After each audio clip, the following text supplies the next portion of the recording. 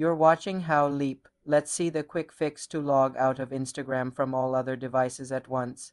Open the Instagram app and go to your profile.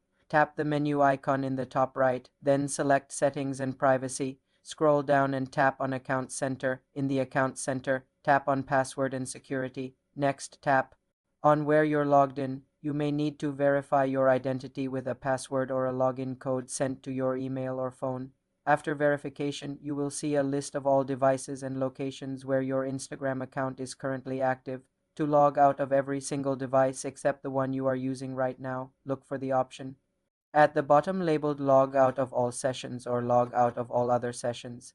Tap this option and confirm your choice. This will immediately log out your account from every other phone, tablet, or computer. You will stay logged in on your current device. This is the fastest and most secure method if you suspect unauthorized access or have logged in on a public or shared device. After doing this, you will need to enter your password again the next time you log in from any other device. For more simple account security tutorials, subscribe to the channel.